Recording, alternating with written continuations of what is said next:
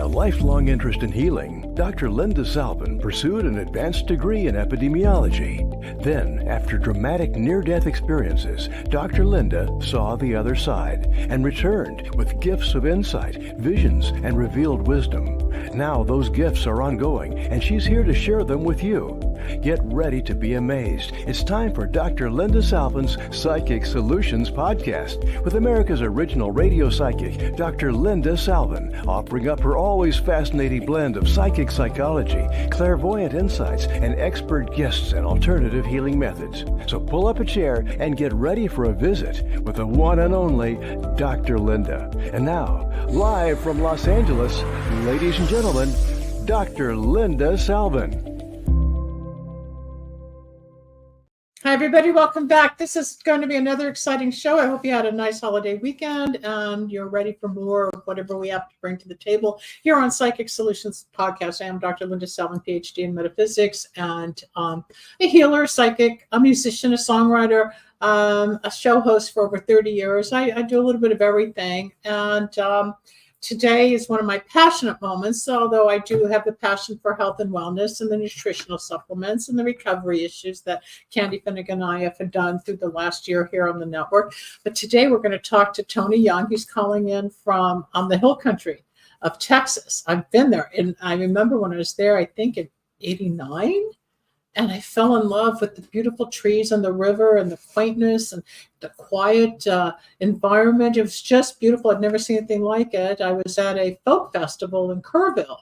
So I had borrowed someone's car and went driving around to see where I was, ended up in just by the river in the hill country. And I was taken back. Years later, many years later, a man by the name of Matt called because his wife had passed away. And he asked that I communicate with her and channel her, which I did. And I spoke to his daughter and his son and brought messages.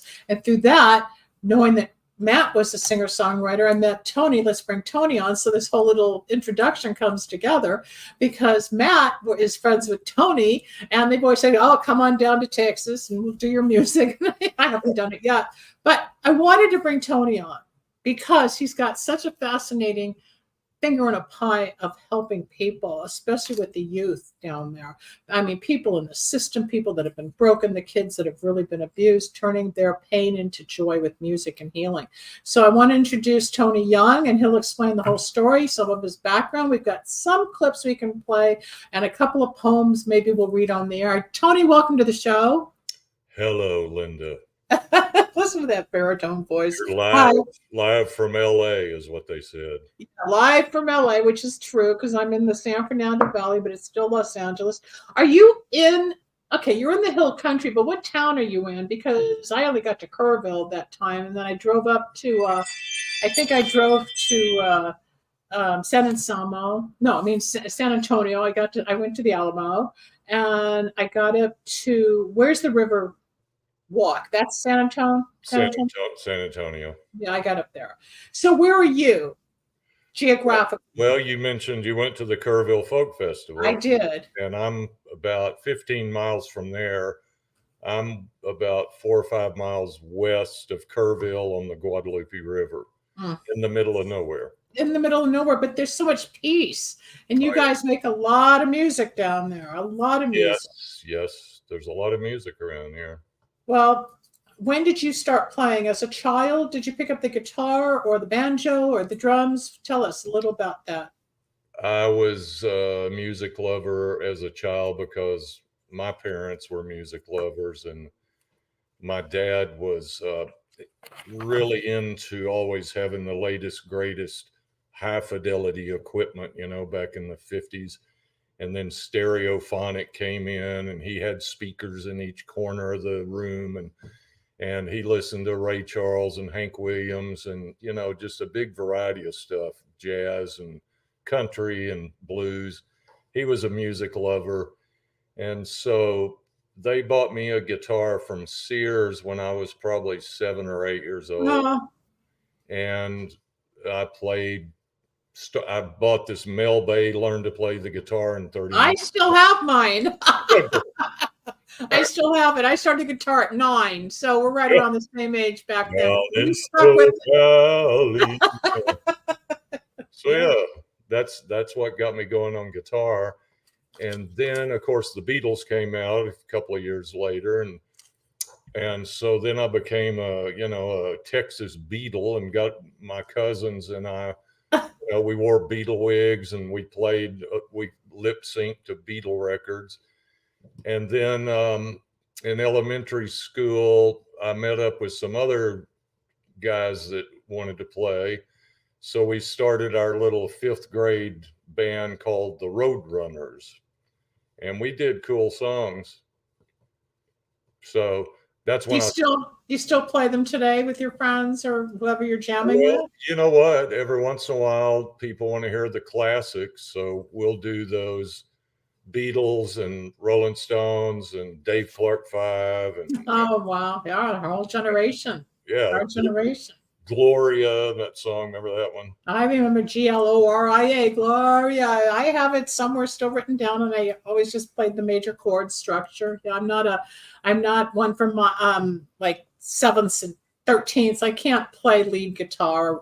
I stay very, very, very minimal with the triads. That's about it.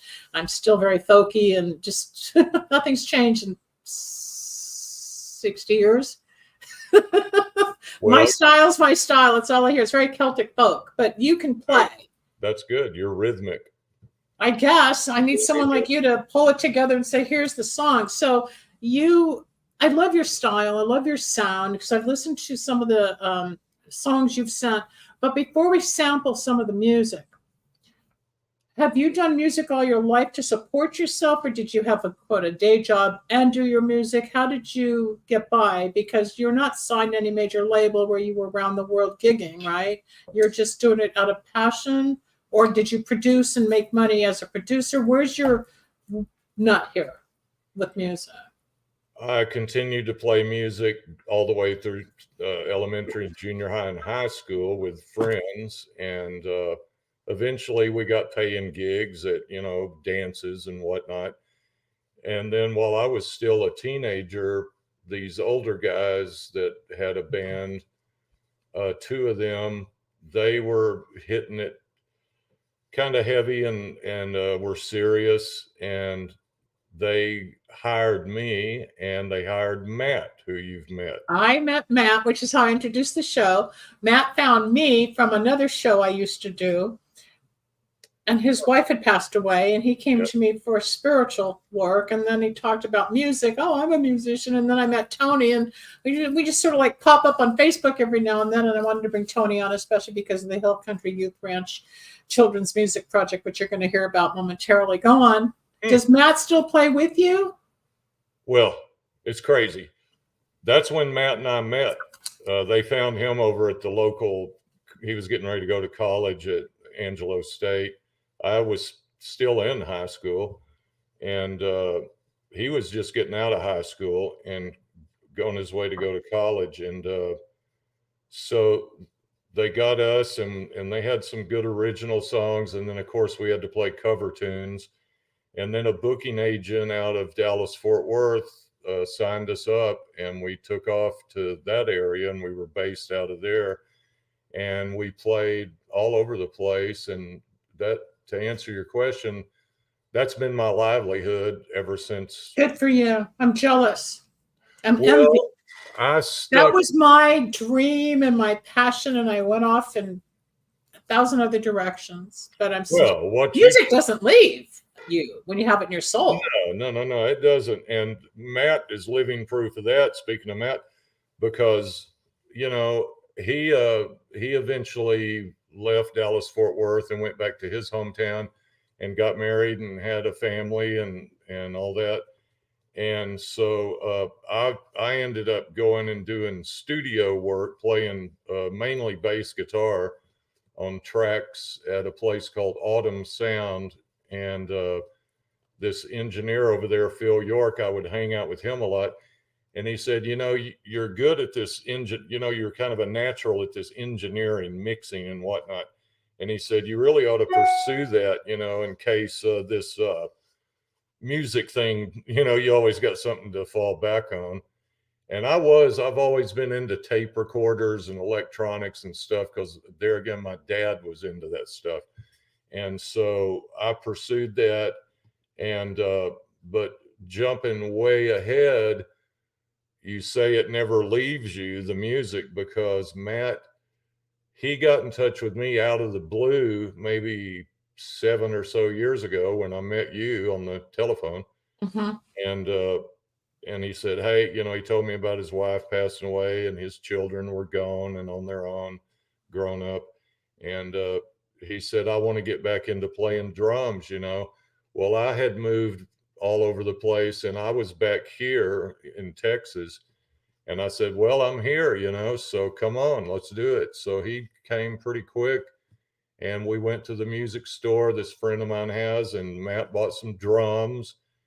And now we're playing together in 2 different bands, actually, because really, if you want to make any money like me, I'm kind of a gun for hire around here, like Paladin or something. You can't like get married to one band and expect to make a lot of money that Right. way.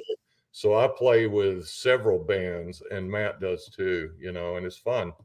It is fun. It's still the passion, and you never outgrow it. It never, I am so out of practice, but like I wrote you, I have a couple of tunes, or rather lyrics. Yes. But I think you could be the back end. I need the melodies. I need the composition, because I don't hear it all the time. I can write in 5 minutes. I've got the first, second, third verse and a couple of choruses and a bridge. It just comes out of me. Writing simple most of the time. Of course, I need to collaborate to fix some of the words or get it properly formatted. But when it comes to tunes, I can't hear it. But when I was listening to some of yours music the other day by some of the YouTube videos that you sent me, you've got the same sound I love. And I've had people produce me where I sound like Paul McCartney at the Rose Bowl, or they take my little song and make this huge thing that just never worked for me. I am sorry we didn't invite Matt, because I didn't even think that there would be more music involved, but maybe we can do that down the road. But I want to jump over, not just because of your talent. You're obviously talented, and you're multi-talented in the music industry with the different instruments that you can play and the ear that you have. But tell me about the Hill Country Youth Ranch and the Children's Music Project and their poetry. And you're helping kids from the system that are really, severely abused, broken, abandoned, or whatever, get their voice and heal through music. Yeah, they're from the worst that you can imagine. And they are wards of the state. Their parents have no rights anymore because it's that bad. Child abuse, and, there's usually always alcohol and drugs involved. And so you want to know how I met them? I do, all of it. I want to hear the story. Then we're going to play a couple of the tunes, just to give people a sample. Now, some of the tunes we're going to play was actually the music put to these children's poetry or lyrics to help them heal from their own pain. Some of the music we have is yours, just with the band. And was it Loma? What's it called? I wrote it down. I've got so many pages here on you. But you've got your own band. You've got your own work. But for the purpose of the show, besides focusing on you as the artist, your generosity, but your love and compassion to help heal, especially like you say, the worst of the worst. They are talk about these kids that are so abandoned that they have no family. No. Then they start writing poetry. I don't know, Rebel, can we pull up the page on the Hill Country Youth Ranch Children's Poetry so we can see some of it? It's gut-wrenching. I didn't print it out, but if you could read a couple of passages, I've got a couple here, but it's so beautifully set in the country of the hills, I assume. Here we go. So let's look at some of these writings. And these kids, what's their age limit or age range? Are they like from grammar school through high school and college? The youngest ones I've met out there are probably like right before first grade, you Oh know. my God. There's a lot of elementary school kids and junior high kids and high school kids. And then when they're 18, they can move on, or there's scholarships and programs set up to where if they want to continue their education, their college is paid for at quite a few choices around Texas, you know. And so yeah, it's all ages. I've had kids out there from the preschool all the way till they aged out, so to speak. There's the children's poetry right there. Let's bring it down. There's one or two samples in here, but like it says, it's all used for healing. And a lot of, as we know, like all of these poems right here, Conversations, My Heart Like a Flower, The Staircase. Let's open up The Staircase for a moment. And even Life After the Snake. I mean, each one is powerful. Each one comes from the depth of someone's pain. And I know that I once wrote a song called Daddy, Please Don't Hit Me. I was beat up a lot as a kid. We have a song called Daddy, and it's in that play. I sent you that play. Yes, you sent me the play. I can't bring it up on the show, but if you ever get a chance, you'll see that song Daddy, you know, and it's about the father abusing the child. Were you abused at all? Did you get hit growing up? I had incredible parents. And so, no, I wasn't abused. Now, I will tell you this, that my dad, he never knew his father, and he was abused by aunts, uncles, friends of his moms and whatnot. And he had a real rough childhood, very rough. And he pretty much... Hold it right there. Hold it right there.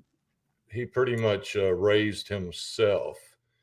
And whenever I moved back to Texas, I met those folks at the youth ranch. We put on that play, which is based on all these songs and poetry. My mom and dad came out there to one of the performances, and he was, I guess, about 80 years old at that time.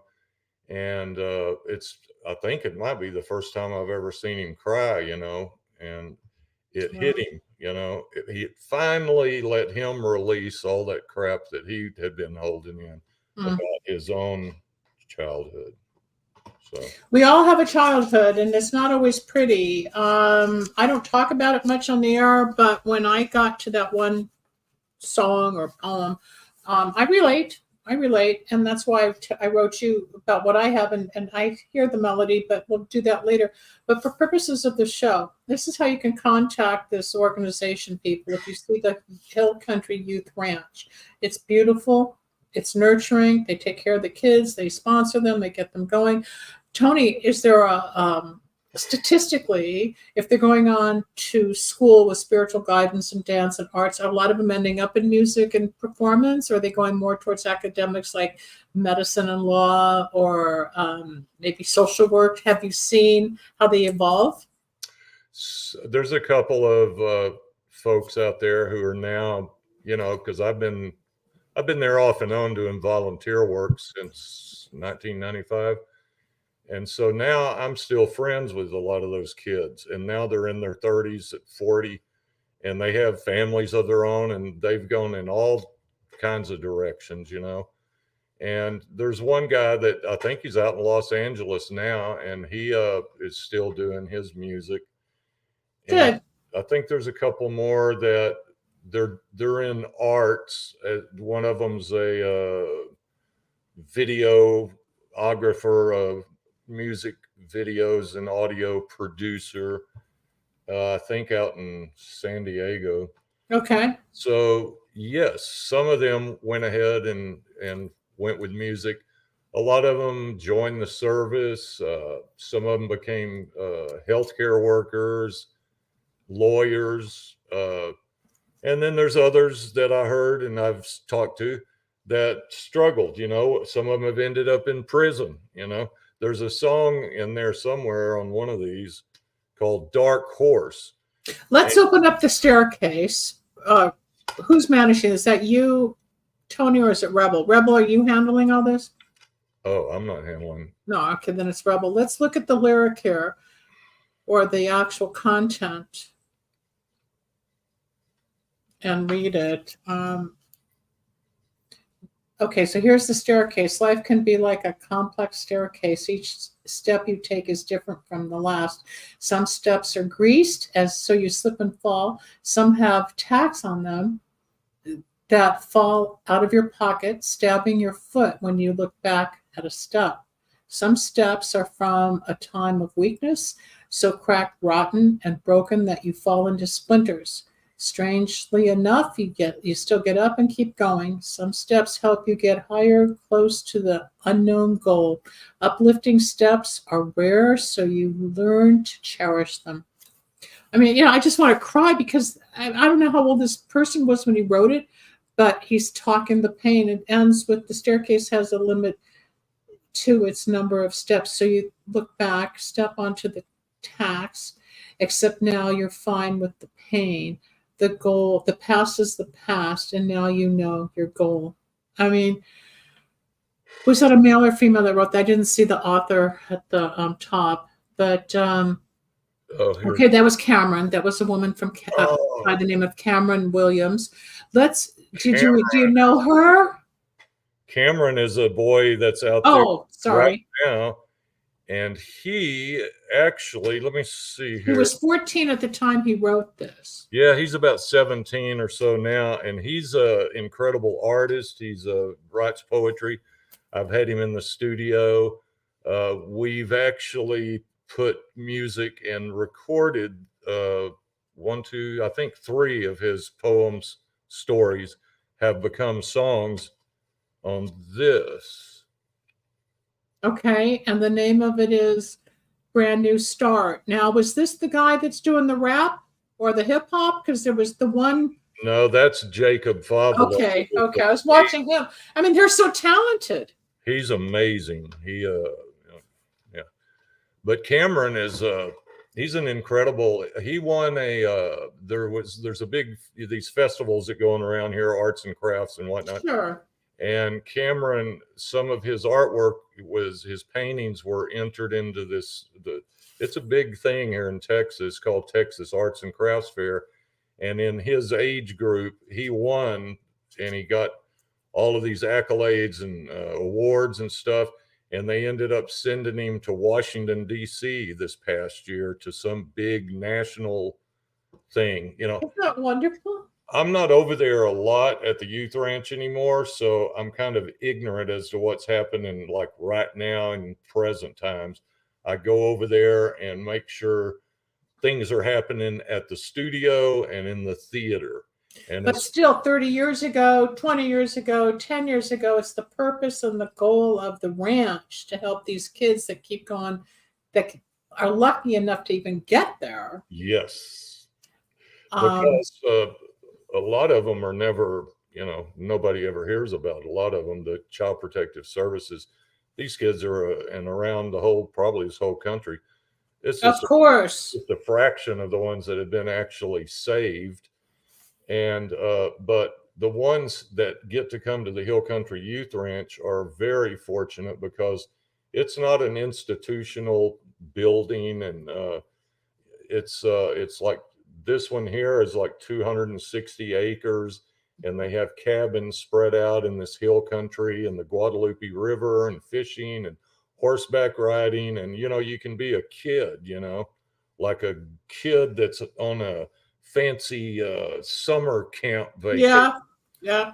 So they get to cherish that type of life, And so you're right, they're blessed to be out here. But doesn't it give you a sense of fulfillment that you've touched a lot of these kids' lives with the music and helping mentor them? And look at of course, that's part of the gratification you're getting as a mentor, a teacher, a delight. You inspired them. You're getting a little embarrassed. I can see you're not like. No, it's a win. Wow, getting acknowledgments, but it's still. It's a win-win. They've given me much more than I've given them. They may not know it, but it's crazy. If you'd have told me back in 1995, I came to Texas to visit my parents and to recuperate from the wild, gigs and whatnot out in The LA. life of a musician, Yeah, Tony. I was living in Hollywood, and I had a mobile recording truck, and I was going out and doing live mobile recording stuff. And I was very busy, and then I played a little bit of music because I always have to play or I go insane. You know, it's good therapy. But most of the time back in that period, I was doing engineering and studio stuff. And then I came here to visit my parents. Okay. And then I had my recording truck with me, and I had rented me a spot over close to my parents so I could go visit with them. And I was going to stay here a few months, you know, and this lady heard I had a mobile recording truck, and she had a Jimmy Rogers festival yearly thing that was coming up right at that time. And she said, I want to hire you to come record this thing I'm doing. It's like a 2 or 3 day event celebrating Jimmy Rogers. That guy, you probably know who he is, but anyway, I'm like, okay. So I go out and record this thing. It went well. And then the next week I drive over to get my paycheck from her at her office there in Kerrville. It's called the Texas Heritage Music Foundation. And she said, oh, while you're here, do you have time? I want to show you this youth ranch. They just put in a fine arts center, and it has a recording studio in it.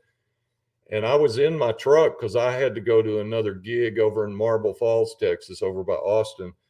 And so I said, yeah, just get in here and let's go. You know, so we go out to this place, and the whole time I thought it was another, you know, kind of privileged kids summer camp. Oh, you didn't even know. Wow. You know, where the parents send you to get you out of their hair for 2 to 4 weeks and go to camp. Yeah.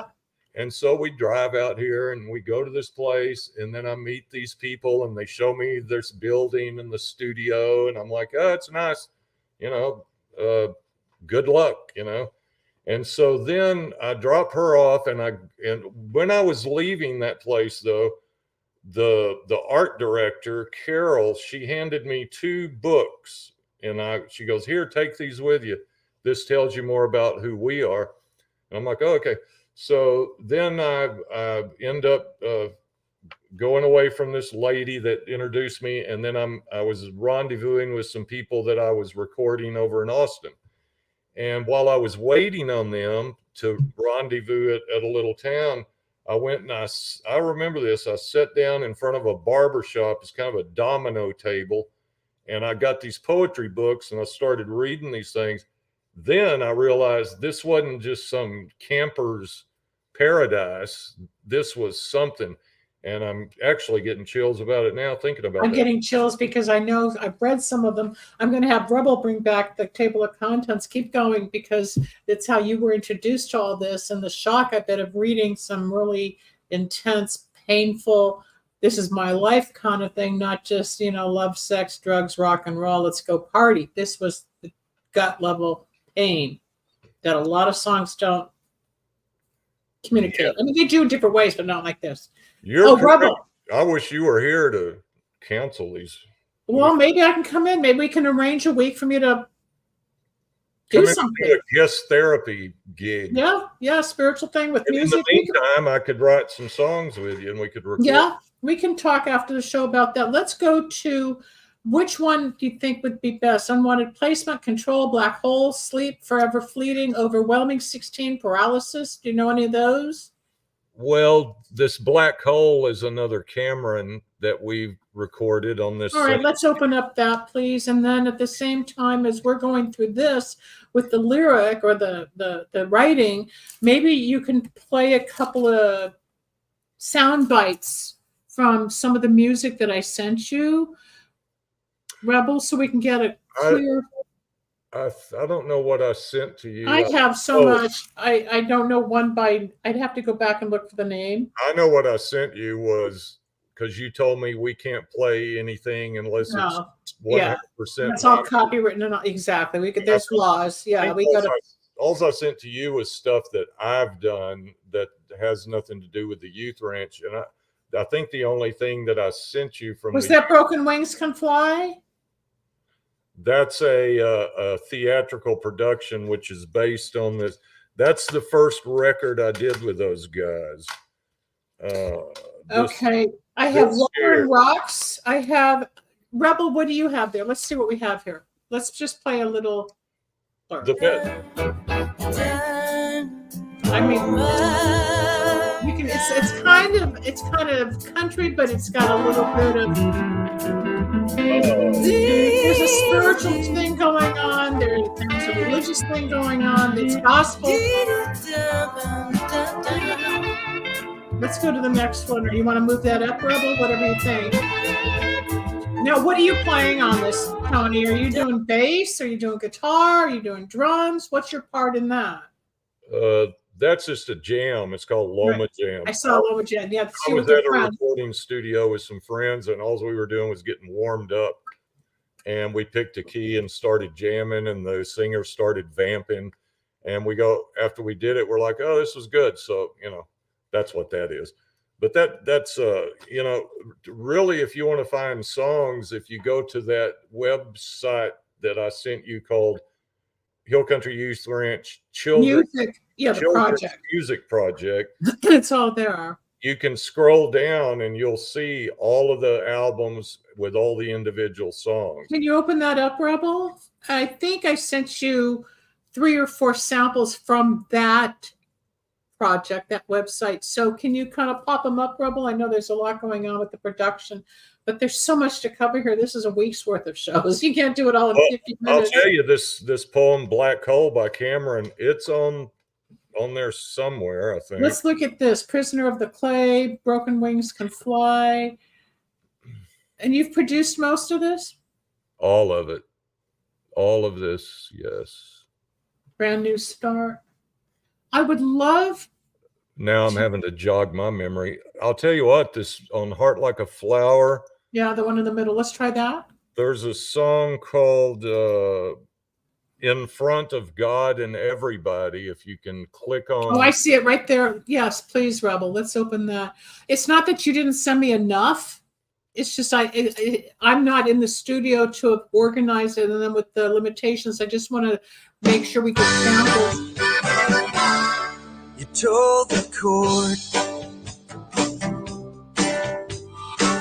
right in front of God and everybody, I will not keep him. I can't take care of him. Just like that. Okay, stop that, Rebel. So what he's singing about, he's actually telling the court that his parents said he couldn't take care of him, right? Is that what he's talking about? How he was actually abandoned and let go legally? Is that what this is going to be about? How his parents told the court, or the attorney told the court? I think that's Kennard. Wow. Is that Kennard? I can't see. I'm blind. But no, it's just that everything's so small on the screen. What is it? The kid. Yeah, Rebel can see it because she's got the control over it. Rebel will have to tell us because it's so small. I can't see. Yeah, Kennard, you're right. Based on a poem by Kennard. I love it. And art was by Michael, 12 years old. Michael drew the pictures. Yeah. Let's go forward here, Rebel. There's a couple others that I sent you. Let's just sample those so we can get a variety of the different melodies, songs. Yeah, Kennard, we did a few of his, and that was a long time ago. I don't know where he is now. He's probably 30-something years old now. Back then, when I hung out with him and worked with him on music, he was probably 9 or 10 years old, 11, 12. I knew him back in that time period of his age. And so when a baby cries, oh, she won't care. Who's this, Tony? She'll be thinking of parties and pretty things to wear. That's my friend Michael Cross is singing, and I'm playing instruments, and my buddy Nico's playing drums. And that poem, that never was put on an album, but I liked it so much, I just put it on my YouTube. And it was a kid, his name was David. And he was talking about his sister, his teenage sister, she's not ready is, she got pregnant, and David Excuse me. didn't think that she was ready for all that responsibility. Of course. And so that was just sort of a demo that we did. Rebel, do you have she's not ready. I've got that. Let's see what else is here. We have the Loma Jam. We did that. We played a bit of let's go back to the actual website, Rebel, and look at some of the titles. I'll tell you a great song. The Darkness or the Dad. Do you have the Dad? The one about the Dad? It's called Dark Horse. Can you bring that up, please, Rebel? And it's on that Heart Like a Flower album. If you check out those lyrics were inspired by that kid I was telling you about who ended up in prison, and he would send letters to the art director out there, Carol, and she gave us a pile of these letters that he was sending from prison. And me and my friend Scott were hanging out in the studio, and we stayed up in there, late at night and everything. And here we go, Tony. Let's play. Oh, there's a video with it. Yeah. Okay. But you don't know where he is now. But you helped put this together one night.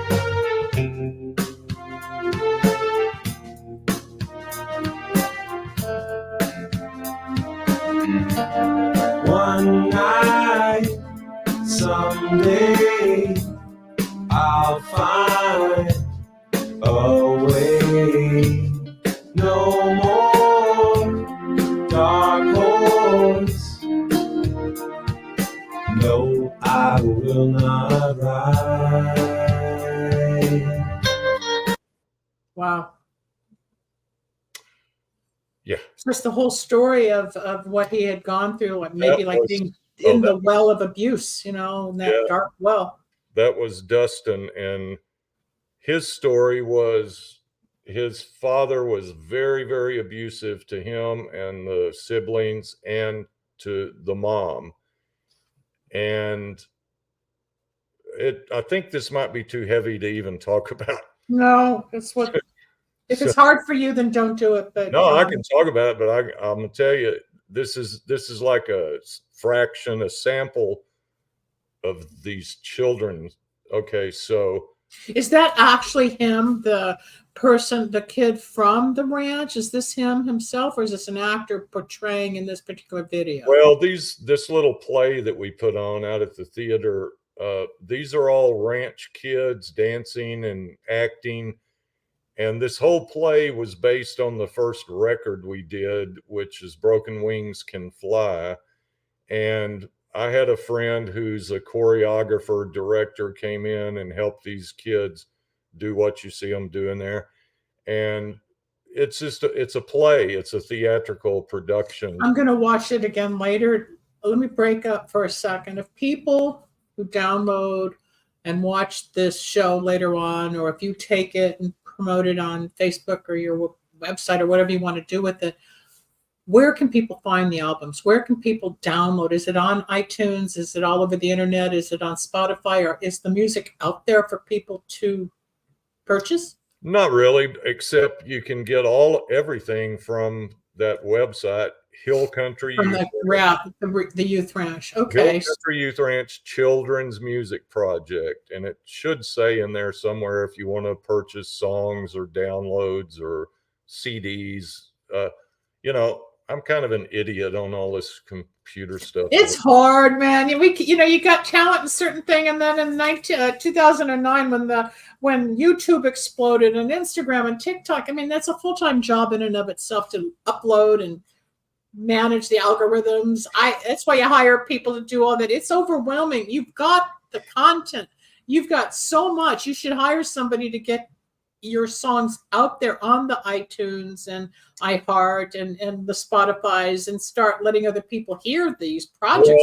Well, part of my goal when I met them, and I told them this, and I got them a music attorney that is a friend of mine over in Austin, an entertainment attorney, and we started a publishing company. Part of my goal was to get these songs, which that's the most important thing, or the poet is the poetry.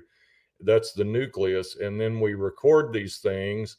And what I was hoping was that someone out in the music world would hear any of these songs, any of them. Mhm. And it could be a country entertainer, hip hop, R&B. It And doesn't cover matter. them and sing them. But I was hoping that somebody would pick one of these up and put it on their album, because I can guarantee some of these, I think they're like giant hit songs. I do too. You just haven't connected with the right person But yet. you know, that's not their thing out there at the youth ranch. I just had to resolve and say, okay, it's good enough for us just to spread the message through music. That's one of the ways we can spread the message to stop child abuse. And I can do it by doing this that you're looking at and listening to.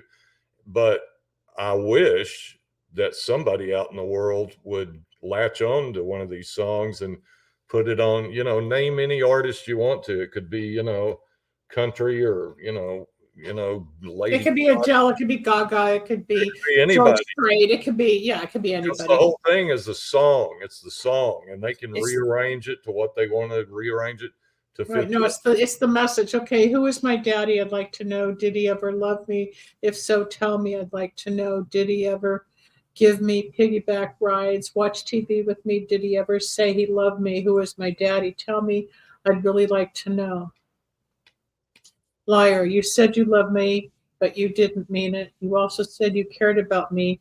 You would do anything in the world for me. Liar, you never meant it. You just don't have anywhere to turn but to us. You never meant any of those things.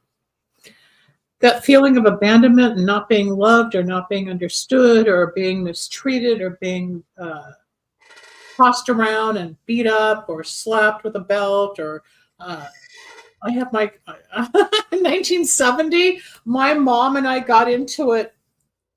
And this is before child abuse was out of the closet like it is now, or it became a social issue. And I got a black eye because she punched me, and they didn't drink. This was just anger and rage. But I was packing to go away with a friend of mine to go visit her grandmother in Oakland, California. My mother took the suitcase and closed it on my leg, and so I ended up with a sprained ankle. And I drove myself to the local police department and asked to be put in a different home. And I said, my mother did this to me, and they didn't believe me. And back in 1970, when it was still, hush, hush, you don't talk about family issues. I remember going to the cops. I didn't leave home. I ran away 3 times, got caught each time. So I know what that struggle felt like. As I got older, I wanted to be closer and kind of like love my parents. But I think there's a part of us as people that you're lucky because you had a different kind of love.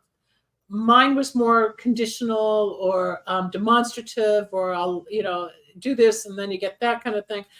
But I never really felt the love that even today with my mom gone 15 years, I stare at her picture, I talk to her, and I try to embrace what she must have felt as a mother, but couldn't give me, And these kids had it 10 times worse in a different way, but the feeling is still universal. If that gut-wrenching, why don't you love me feeling is there.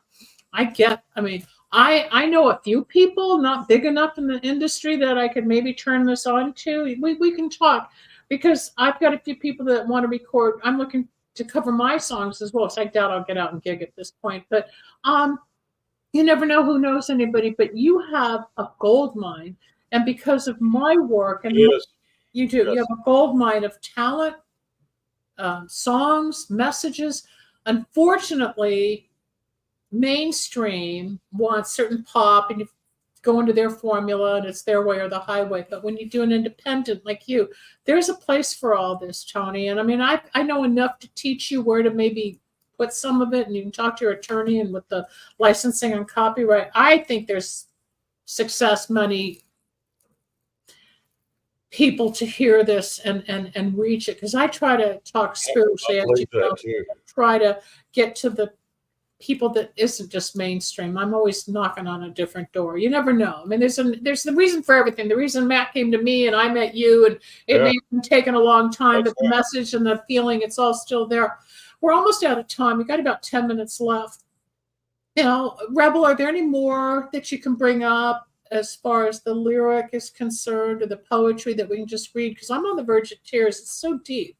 It's so deep. And it's so beautiful. But the fact that you're so humble about it, Tony, because I've talked to people who are so egotistical with their music that they don't have time to help like this. There's one person I know out here that just came to mind, and I'm going to contact him, and I bet his... Hey, these songs are copywritten. We've started a little... I just thought of a female that could probably cover this. I'm going to put you guys together. It just came to me. I will put a phone call out for you. We started a little publishing company, so everything's all above board, legit. If somebody out there wants to split the publishing or work any kind of a deal, that's up to the legal folks. Right. I do music. And, you know, if you'd have told me back in 1995, I'd be living in the middle of nowhere, working with abused children, you know, I'd have said, give me half of whatever you're taking, because this was not my plans, you know, but there was a higher power that put me here. Yep. And then I got addicted to those kids, you know, because I haven't been out there full time all the time since then. I had to go off to Dallas, and I went back to Los Angeles. Hold it right there, Rebel. Okay, I'm listening. Dallas, I just was talking to Rebel. Go ahead. And, you know, I've had to go out and make a living and stuff, and then I'll just come back. But I always end up coming back to this youth ranch. And it's only because I got addicted to these kids. I've seen it and heard it, and I've witnessed with it's the healing power of music. And what you're talking about and reading these poems and stuff, you see, I know you see it because you're talking about it. Yeah. Well, I've witnessed, because these kids, they've been beaten and raped, and they've been like used. Well, their soul was damaged, and their body, their mind, their self-worth, self-esteem, their direction, whatever. And I got to start wrapping this up. Hold on just a moment. I want to read Depression. It says, I don't want to feel depressed all the time. I just don't know how to get it to stop. Yeah. Hoping. I didn't get to say goodbye when she left. She never came back for us. This is an abandoned family. I'm hoping she knew Jesus. I think maybe she did. After she would beat us, she would sit down in the chair and cry. My mom did that too, because the guilt comes in. It was like she never wanted to do the things she did. Then she was quiet. Maybe she was praying. And if she does know Jesus, I'm hoping he will stop her doing drugs and drinking. I'm hoping I will see her again someday, and the drugs and drinking will be gone. I'm hoping she will be glad to see me. I'm hoping. Let's go to this last one, Rebel. Why, Mama? Bring it up just a bit. There we go. Why, Mama? Mama, why did you leave me? Why did you never tell me that you loved me? Why did you leave me with him? He beat me, and worse. Mm-hmm. All the pain and the sorrow and anger have grown inside of me. I want to let it all out, but I don't know how. I cry myself to sleep. I mean, I can start crying because of the identification, and even as a professional clinician and healer that I am, we're the human race, and songs come from our gut and our heart, whether it's Elvis singing a love song, or which also had a gospel bent, or it could be, you know, Michael Royer, Boat Ashore. You know, somebody had an idea and put a few guitar licks to it, and there you have a song versus what goes on around the world. I mean, there's so much in the words that a lot of us miss, but it's your talent, Tony, that hears the music that accompanies perfectly.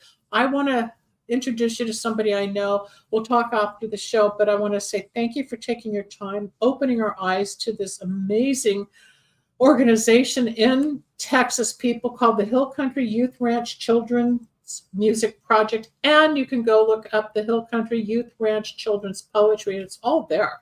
It's all there. The next step is getting you out there and the music out there. and maybe my song out there, and maybe you don't know how it all evolves, even at this age. You're ready to give up and some new door opens. It's magic. It's spirit. Yeah, there is a higher power. Every time you try to control it, it changes, right? Tony, I'm going to put you backstage. Thank you so much for joining and sharing your beautiful, beautiful work and your soul and your energy. I'll be back in just a moment. This is Dr. Linda Salvin. I am a metaphysician, healer, and psychic, and your host for Psychic Solutions Podcast. I hope you've enjoyed this, and I hope even more you go to the website Hill Country Youth Ranch Children's Poetry and the Hill Country Youth Ranch Children's Music Project. You'll be teary-eyed too, and you want to help them, and you want to give them a hug. And for all of you that are parents, sisters, brothers, grandparents, friends, it wasn't until I was 42 years old, when my grandmother died, that my mom said, let's say I love you and understand each other for as long as I live. And my mom lived till she was 78, and I still miss her. And at 95 next month, my dad still says, I love you. We've learned to turn that corner. And you can too. I'm Linda Salvin. If you would like help afterwards, my contact information comes up. We'll talk soon. Bye-bye. Thanks for joining us. We hope you enjoyed Dr. Linda Salvin's Psychic Solutions Podcast. You can reach Dr. Linda at 888-509-1077 or at lindasalvin.com. Need a breakthrough of your own? Ready for answers or insights nobody else has? Reserve your own one-on-one in-person chat. Dr. Linda isn't just for other people. Dr. Linda gets results for you. And it's easy. Contact details are on screen now. Just click on lindasalvin.com or call toll-free 888-509-1077. That's lindasalvin.com or toll-free at 888-509-1077.